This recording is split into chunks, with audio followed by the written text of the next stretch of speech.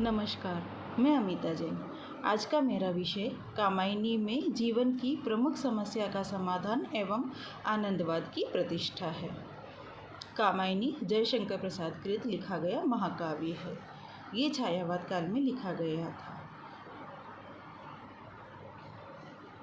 आज का मनुष्य भौतिकता की अंधी दौड़ में दौड़ता चला जा रहा है।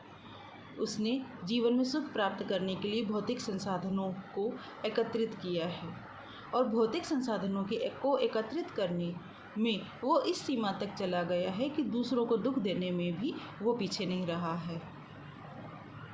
वो ये चाहता है कि उसका जीवन सुख से परिपूर्ण हो जाए। उसे यह समझ नहीं है कि जीवन का सुख क्या है। उसे यह लगता है कि भौतिक संसाधनों को प्राप्त करना, धन, वैभव, ऐश्वर्य को प्राप्त करने से उसे सुख की प्राप्ति हो जाएगी। वो उसने प्राप्त कर लिया है, लेकिन दुख लगातार उसके साथ ही रह रहा है। वो सुख को प्राप्त नहीं कर पा रहा है, तृप्त नहीं हो पा रहा है। वो लगातार अतृप्त है, तनावग्रस्त है। ऐसी स्थिति में क्या करे? लगातार परेशान है।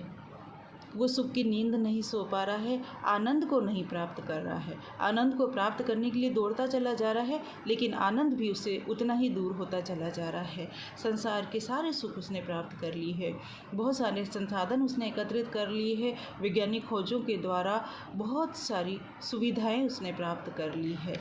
यंत्रीकरण हो गया है, जीवन बहुत ही सुलभ भी हो गया है, लेकिन सुख उसके लिए बहुत दूर हो गया है।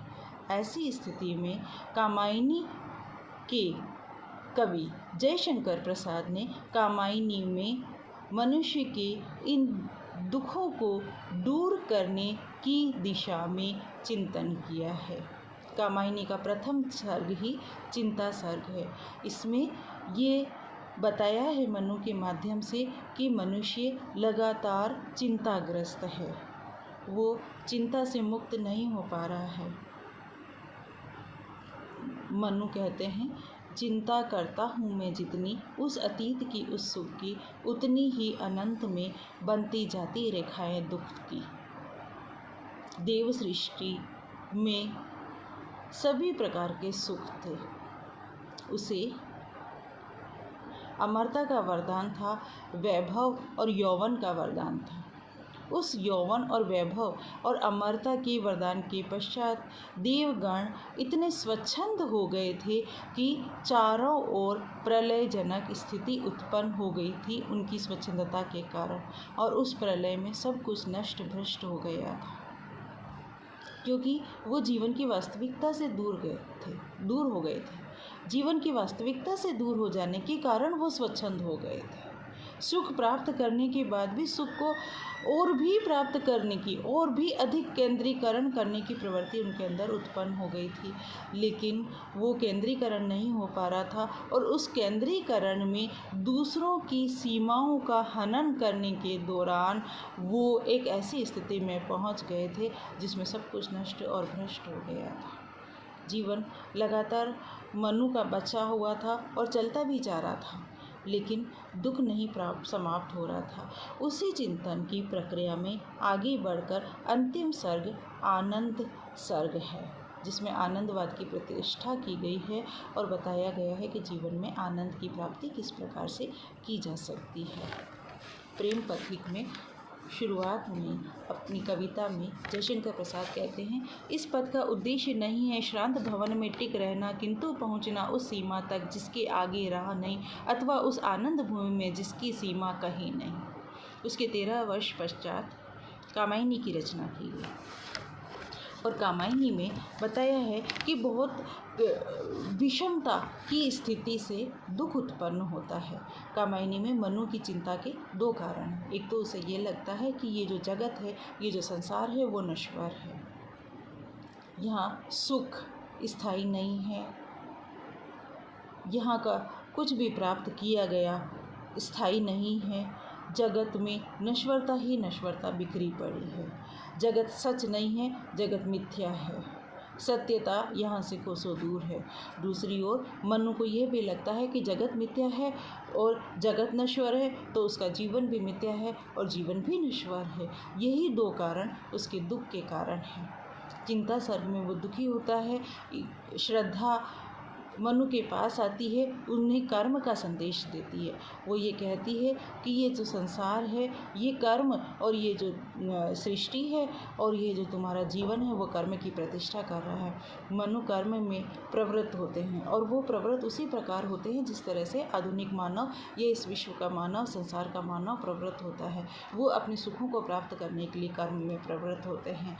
वैज्ञानिकता के द्वारा वो ईड़ा सर्ग में और सारस्वत स्वर्ग में कर्म के माध्यम से बहुत सारी सुविधाएं प्राप्त कर लेते हैं। यंत्रों के द्वारा वो प्रजा को भी बहुत सारी सुविधाएं दे देते हैं, लेकिन फिर भी उन्हें सुख की प्राप्ति नहीं है और वो ईड़ा पर अपना अधिकार जमाने की कोशिश करते हैं।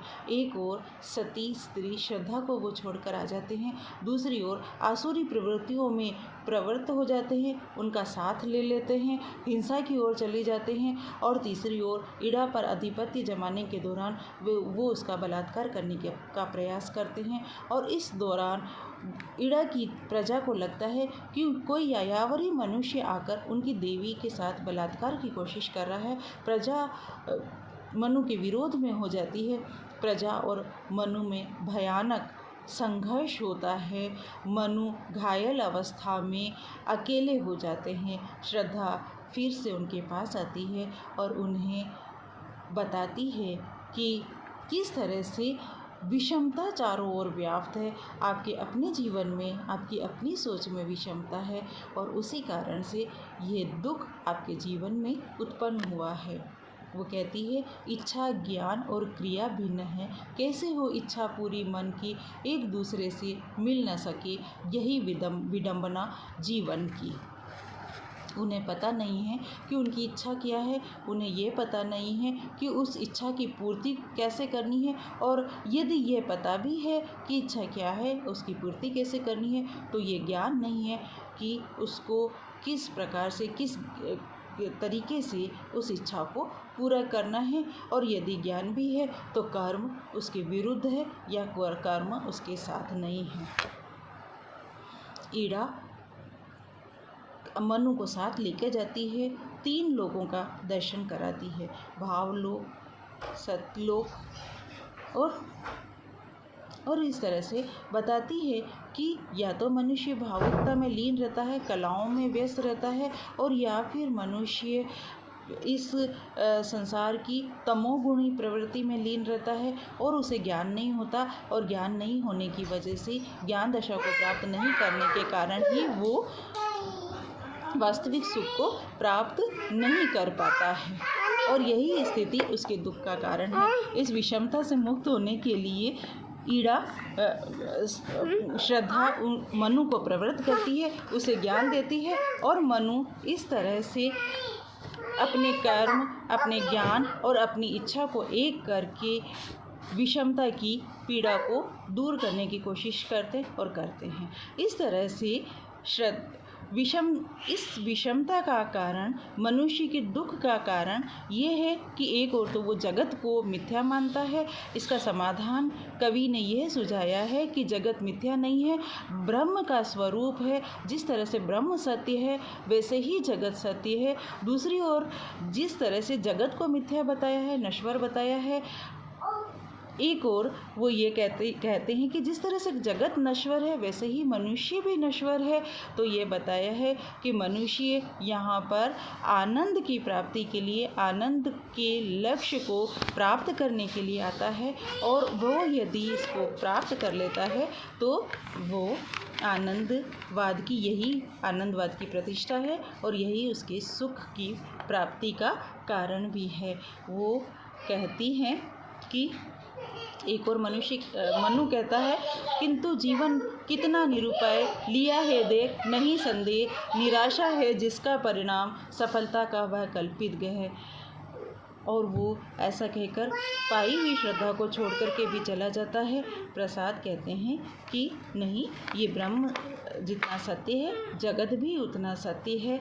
और वो विषमता को दूर करने के लिए कहते हैं, व्यक्ति में विषमता दूर होती है इच्छा, क्रिया और ज्ञान की एकता के साथ। परिवार में विषमता दूर होती है। श्रद्धा कहती है, तुम भूल गए पुरुषत्व मोह में कुछ सत्ता है नारी की, समरसता है संबंध बनी अधिकार और अधिकारी की।